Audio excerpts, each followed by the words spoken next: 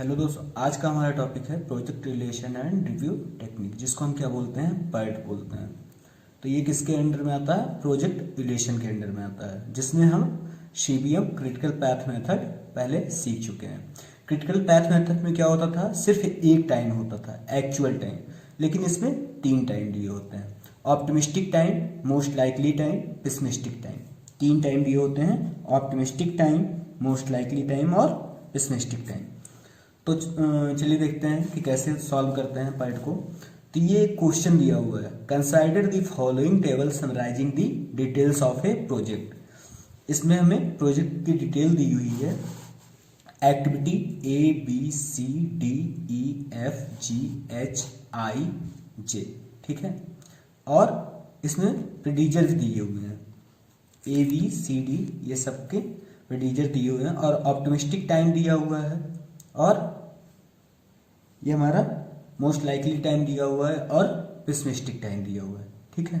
तो इसके थ्रू हम क्या करेंगे कि क्या क्या फाइंड करना है। इसमें 3 चीजें दी हुई हैं। कंस्ट्रक्ट दी प्रोजेक्ट नेटवर्क, सबसे पहले हमें प्रोजेक्ट नेटवर्क बनाना है।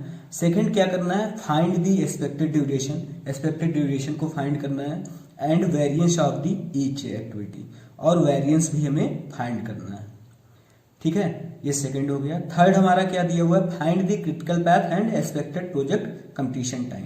क्रिटिकल पैथ को फाइंड करना है और एक्सपेक्टेड प्रोजेक्ट कंप्लीशन टाइम को भी फाइंड करना है। तो सबसे पहले हमें क्या करना है? Construct the project network. सबसे पहले हमें प्रोजेक्ट नेटवर्क को बनाना है। चलिए स्टार्ट करते हैं। तो एक्टिविटी और प्रीडिजर के थ्रू हमें क्या बनाना है? प्रोजेक्ट नेटवर्क को बनाना है। तो हम बनाएंगे, स्टार्ट करते हैं। कैसे बनाया जाएगा चलिए देखते हैं। इसमें एक्टिविटी ए बी सी जो है किसी से ऐड नहीं है, तो 1 से 2 एक्टिविटी ए हो गई जो कि किसी से नहीं ऐड है।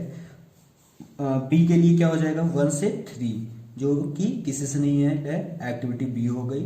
और 1 से 4 एक्टिविटी 4 हो गई, एक्टिविटी सी हो गई जो कि किसी से नहीं ऐड है। और नेक्स्ट एक्टिविटी क्या है? डी और ई है। डी और ई, डी किससे ऐड है? ए से, और ई किससे ऐड है? बी से।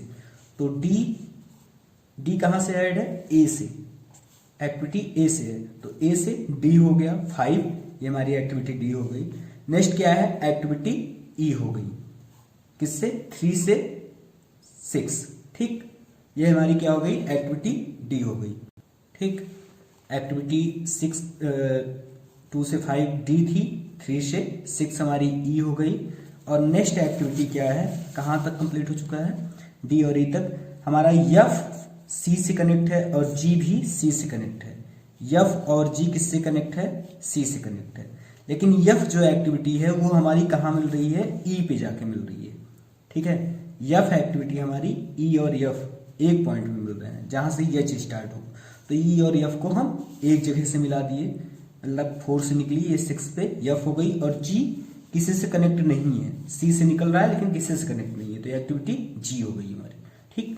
एच जो है, ई एफ जहां खत्म हो रहा है वहां से एच निकल रहा है, और किस पे मिल रहा है? जहां पे पॉइंट जी मिल रहा है। तो ये ई एफ से पॉइंट एच निकला और जी पे खत्म हो रहा है, जहां ये जी पे मिल रहा है। और आई और जे हमारा किस पे मिल रहा है? आई और जे। आई जो है पॉइंट डी पे, डी से निकला, आई पॉइंट डी से निकल रहा है, 8 बना। और जे भी एक ही पॉइंट में मिल रहा है, आई जे दोनों एक पॉइंट में मिलेंगे, ये 8 हो गया, ठीक है। ये हमारा प्रोजेक्ट नेटवर्क बन गया। नेक्स्ट हमारा क्या है? Find the expected duration and variance of the each activity. हमें क्या करना है? एक्सपेक्टेड ड्यूरेशन फाइंड करना है और वेरिएंस फाइंड करना है सभी एक्टिविटी का। तो ये कैसे होगा? इसके लिए हमें सबसे पहले एक नई टेबल बनानी पड़ेगी।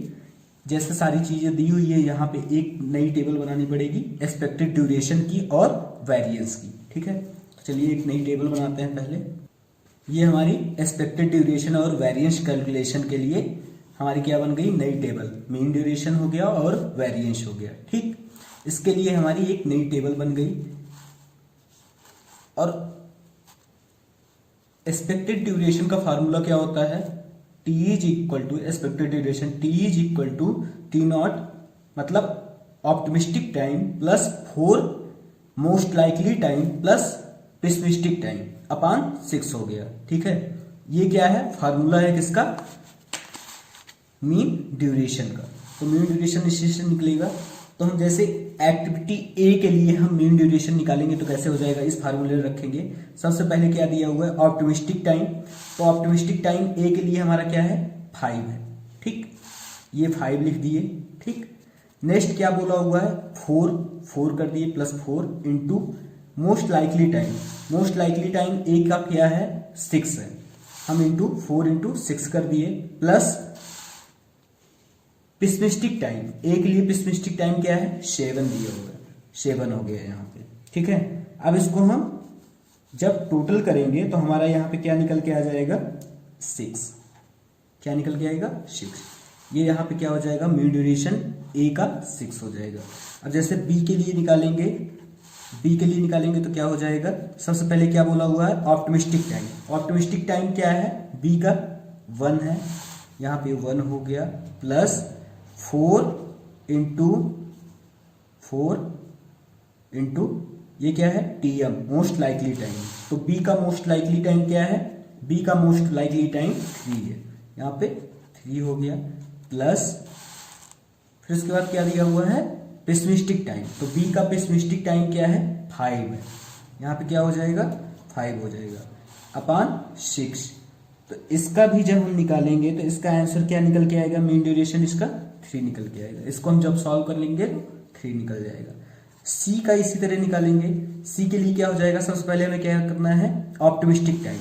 ऑप्टिमिस्टिक टाइम क्या है, सी का 1 है, ऑप्टिमिस्टिक टाइम सी का क्या हो गया, 1 plus 4 plus into most likely time. Most likely time क्या है, सी का मोस्ट लाइकली टाइम 4 है, तो यहाँ पे 4 हो गया, ठीक, प्लस पेसिमिस्टिक टाइम क्या है इसका, 7 हो गया, तो यहाँ पे हम 7 लिख देंगे अपॉन 6।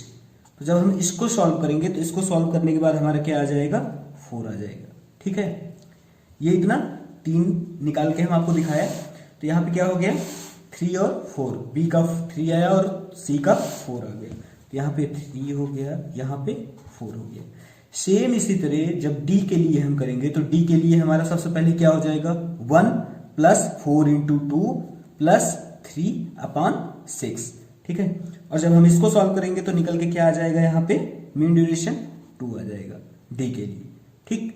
ई के लिए इसी तरह करेंगे तो सबसे पहले 1 प्लस 4 इंटू 2 प्लस 9 अपॉन 6, तो इसके लिए हमारा क्या निकल के आएगा, ई के लिए 3 निकल के आएगा, ठीक है। फिर उसके बाद नेक्स्ट क्या है, एफ के लिए 1 प्लस 4 इंटू 5 प्लस 9 अपॉन 6। जब हम इसको सॉल्व करेंगे तो ये हमारा निकल के क्या आ जाएगा, 5 आ जाएगा, एफ के लिए 5 हो जाएगा। नेक्स्ट क्या है, जी के लिए मीन ड्यूरेशन क्या निकलेगी, 2 प्लस 4 इंटू 2 प्लस 8 अपॉन 6, तो जी के लिए निकल के क्या आ जाएगा, 3 आ जाएगा, ठीक। नेक्स्ट क्या है हमारा, एच, तो 4 प्लस 4 इंटू 4 प्लस 10 अपॉन 6, तो इसका आंसर क्या आ जाएगा हमारा, जब सॉल्व करेंगे तो सॉल्व करने के बाद इसका आ जाएगा 5, ठीक। नेक्स्ट क्या है, 2 प्लस 4 इंटू 5 प्लस 8 अपॉन 6, तो यहाँ पे क्या है, इसका सॉल्व करेंगे तो आंसर क्या आएगा, 5 आ जाएगा। नेक्स्ट क्या है, जे के लिए, तो 2 into 4 2 plus 4 into 2 plus 8 upon 6, तो यहाँ पे क्या आ जाएगा, जब इसको सॉल्व करेंगे 3 आ जाएगा। ये हमारा टोटल क्या हो गई, मीन ड्यूरेशन आ गई, ये मीन ड्यूरेशन हो गई, ठीक है। अब मीन ड्यूरेशन से हम क्या करेंगे, नेक्स्ट क्या हमें निकालना है, मीन ड्यूरेशन सारी निकल गई, वेरिएंस निकालना है, वेरिएंस। तो वेरिएंस का फार्मूला ये नीचे दिया हुआ है, ये है वेरिएंस का formula, sigma square, variance is equal to sigma square is equal to pessimistic time minus optimistic time upon 6 होता है का whole square, pessimistic time minus optimistic time upon 6 का होल स्क्वायर। तो जैसे हम ए के लिए निकालेंगे तो ए के लिए क्या निकलेगा, ए के लिए हम जब निकालेंगे तो निकलेगा, सबसे पहले हमें क्या लिखना है, पिस्मिस्टिक टाइम, तो ए का पिस्मिस्टिक टाइम हमारा क्या है 7 है, तो 7 माइनस ऑप्टिमिस्टिक टाइम क्या है इसका, ऑप्टिमिस्टिक टाइम ए का 5 है, माइनस 5 अपॉन 6, इसका क्या हो जाएगा होल स्क्वायर, यानी 7 माइनस 5 2 हो गया, 2/6 यानी 1/3, 1/3 का जब होल स्क्वायर करेंगे तो क्या आ जाएगा, 1/3 का होल स्क्वायर करेंगे तो क्या आ जाएगा 0.11, ये आ गया ए का, तो 0.11 ये ए का वेरिएशन आ गया।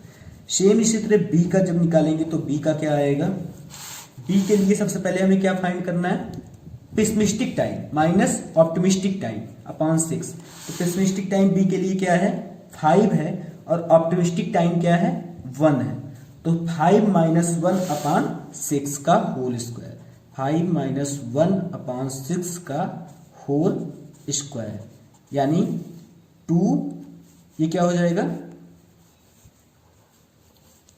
5 माइनस 1 यानी 4/6 का होल स्क्वायर, ठीक। और इसको हम जब सॉल्व कर लेंगे तो क्या आ जाएगा 2 2 जा 4, 2 3 जा 6, 2/3 का होल स्क्वायर, 2/3 का होल स्क्वायर जब इसको सॉल्व करेंगे तो ये निकल के क्या आ जाएगा 0.44, ठीक। तो यहाँ पे क्या हो जाएगा 0.44, ये बी के लिए आ गया। अब सी के लिए हम इसी तरह निकालेंगे, तो सी के लिए क्या निकलेगा, सबसे पहले हमें क्या फाइंड करना है पिस्मिस्टिक टाइम, तो सी का पिस्मिस्टिक टाइम क्या है 7 है और ऑप्टिमिस्टिक टाइम क्या है 1 है, तो 7 माइनस 1 अपॉन 6 का होल स्क्वायर, ये क्या हो जाएगा 6/6 का होल स्क्वायर, 1 का स्क्वायर इक्वल टू क्या हो जाएगा 1 हो जाएगा, ठीक, क्या हो जाएगा 1, तो यहाँ पे क्या आ जाएगा 1 आ जाएगा, ठीक।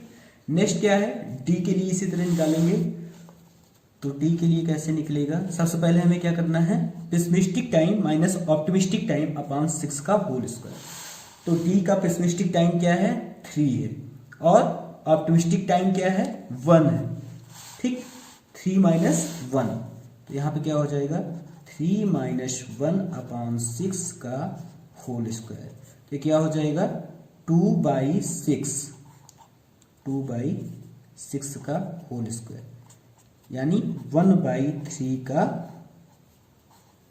होल स्क्वायर, ठीक। ये क्या आ जाएगा 0.11, ठीक। तो डी के लिए क्या आ गया 0.11। सेम जब हम ई के लिए करेंगे तो ई के लिए क्या हो जाएगा, पिस्मिस्टिक टाइम हमारा क्या है 9 माइनस 1 अपॉन 6 का होल स्क्वायर, ठीक है। तो ये हमारा यहाँ पे आंसर क्या आ जाएगा 1.78, ठीक। नेक्स्ट हम क्या करेंगे, ये यफ के लिए निकालेंगे, यफ के लिए तो 9 माइनस 1 अपॉन 6 का होल स्क्वायर, यानी ये भी सेम ही आएगा 1.78, सेम वैल्यू है दोनों की। और नेक्स्ट क्या है 8 माइनस 2 अपॉन 6 का होल स्क्वायर, तो जब हम इसको सॉल्व करेंगे तो ये हमारा क्या आ जाएगा, ये यहाँ पे आ जाएगा 1 केवल, ठीक। नेक्स्ट जब हम किसके लिए निकालेंगे एच के लिए, अब एच पे आए 10 माइनस 4 अपॉन 6 का होल स्क्वायर, यानी 6 अपॉन 6 का होल स्क्वायर 1 का स्क्वायर, तो यहाँ पे भी आ जाएगा 1, ठीक। 8 माइनस 2 अपॉन 6 का होल स्क्वायर, यानी 6/6 का होल स्क्वायर 1 का स्क्वायर, 1 का स्क्वायर यानी 1। 8 माइनस 2 अपॉन 6 का होल स्क्वायर, यानी 6/6 का होल स्क्वायर 1 का स्क्वायर, तो 1 का स्क्वायर क्या हो जाएगा 1 हो जाएगा। तो ये हमारा क्या आ गया मीन ड्यूरेशन और वेरिएंस आ गया, मीन ड्यूरेशन और वेरिएंस। तो मीन ड्यूरेशन और वेरिएंस फाइंड होने के बाद हमें क्या फाइंड करना है, नेक्स्ट हमें फाइंड करना है find the find the critical path and expected project completion time. तो हमें क्रिटिकल पाथ और expected project completion time find करना है। क्रिटिकल पाथ और एक्सपेक्टेड प्रोजेक्ट कंप्लीशन टाइम, तो इसके लिए क्या करना है, चलिए देखते हैं। सबसे पहले हम क्या करेंगे कि ये प्रोजेक्ट नेटवर्क में हमें सबसे पहले क्या काम करना है कि ड्यूरेशन लिखनी है। तो ड्यूरेशन तो हमें मालूम नहीं है क्योंकि ऑप्टिमिस्टिक टाइम और पेसिमिस्टिक टाइम और हमें मोस्ट लाइकली टाइम दिया हुआ है, लेकिन हम यहाँ पे ये निकाले हुए हैं मीन ड्यूरेशन। ये मीन ड्यूरेशन ही हमारा यहाँ पे एक्चुअल टाइम हो जाएगा। तो ए के लिए हमारा क्या है, ए के लिए 6 हो जाएगा। तो यहाँ पे ए के लिए हमारा ये टाइम क्या हो गया, 6 हो गया। और बी के लिए 3 हो जाएगा, तो बी के लिए टाइम क्या हो गया, 3 हो गया। और सी के लिए 4 हो जाएगा, तो यहाँ पे सी के लिए टाइम क्या हो गया, 4 हो गया। और डी के लिए ये टाइम क्या हो जाएगा, 2 हो जाएगा। तो डी के लिए ये टाइम यहाँ पे क्या हो गया, 2 हो गया। और ई के लिए क्या टाइम हो जाएगा, 3। तो ई की जगह हम यहाँ पे 3 कर देंगे। और यफ जो है, यफ के लिए 5 हो गया। तो यफ की जगह हम यहाँ पे इसका टाइम 5 लिख देंगे। और जी का टाइम 3 है, तो यहाँ पे जी का टाइम 3 हो गया। और एच का टाइम 5 है, तो एच का टाइम हम यहाँ पे 5 लिख देंगे। ये एच का टाइम 5 हो गया। और आई का टाइम 5 है, तो यहाँ पे आई का टाइम 5 हो गया। ये 5 वीक हैं, सब जितनी भी टाइम दिए हुए हैं ये सब वीक्स में है। और नेक्स्ट लास्ट क्या है, जे के लिए, जे के लिए हमारा क्या है, 3 है। तो जे के लिए ये 3 वीक हो गया। ठीक, तो सबसे पहले हमें क्या काम करना है कि इतनी चीज़ फाइंड करने के बाद हमें नेक्स्ट क्या करना है, अब अर्लीस्ट टाइम, इसको हम अर्लीस्ट टाइम बोलते हैं और इसको हम लेटेस्ट कंप्लीशन टाइम। ये हमारा अर्लीस्ट स्टार्टिंग टाइम है और ये हमारा लेटेस्ट कंप्लीशन टाइम है। तो अर्लीस्ट टाइम में हमेशा क्या होता है कि हम 0 से स्टार्ट करते हैं। ठीक, और हमें इसका एक फार्मूला होता है अर्लीस्ट टाइम निकालने का। तो यहाँ पे हम दिखा रहे हैं आपको, ये अर्लीस्ट टाइम का फार्मूला है ESJ is equal to max I ESI plus DIG। ठीक, तो इसका मतलब होता है maximum earliest starting time plus duration.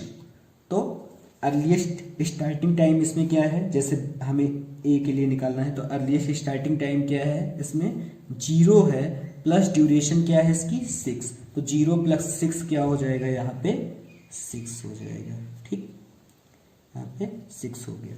Next हमें क्या करना है, जैसे हमें इसके लिए निकालना है 1 से 3 के लिए, तो अर्लीस्ट स्टार्टिंग टाइम क्या है, 0 है और इसका ड्यूरेशन क्या है, 3 है। तो 0 प्लस 3 हमारा यहाँ पे क्या हो जाएगा, 3 हो जाएगा। ठीक, नेक्स्ट क्या है सी के लिए, तो अर्लीस्ट स्टार्टिंग टाइम 0 है और ड्यूरेशन 4 है। तो 0 प्लस 4 यहाँ पे क्या हो जाएगा, 4 हो जाएगा।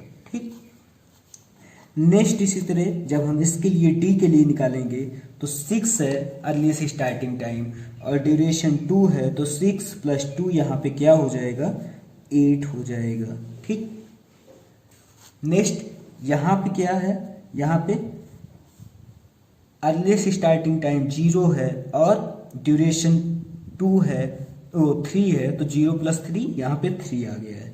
अब यहाँ पे 2 पॉइंट मिल रहे हैं, तो हमें क्या करना है कि लिखा हुआ है कि मैक्सिमम वैल्यू हमें लेनी है।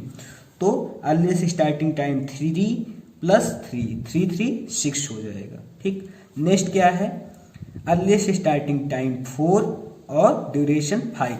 ये इसलिए ले रहे हैं क्योंकि यहाँ पे 2 पॉइंट मिल रहे हैं, ये ई और एफ। तो जो मैक्सिमम वैल्यू रहेगी वही हमें लिखनी है। तो इससे ऐड करने पे 6 आया और earliest starting time 4 plus duration 5, तो 4 प्लस 5 9। तो 6 छोटा है, 9 बड़ा है। तो हमें क्या लेना है, मैक्सिमम वैल्यू लेनी है। तो मैक्सिमम वैल्यू क्या आई, 9 आई। नेक्स्ट अब हम इसके लिए निकालेंगे, तो इसके लिए क्या होगा, 2 पॉइंट इसके लिए भी मिल रहे हैं, एक ये एच वाला और एक ये जी। तो यहाँ पे क्या हो जाएगा, 9 earliest starting time 9 plus duration 5। तो 9 5 क्या हो जाएगा, 14 हो जाएगा। और 4 + 3 7 हो जाएगा, तो हमें क्या लेना है, मैक्सिमम वैल्यू लेनी है, तो यहाँ पे क्या हो जाएगा 14 हो जाएगा। ठीक,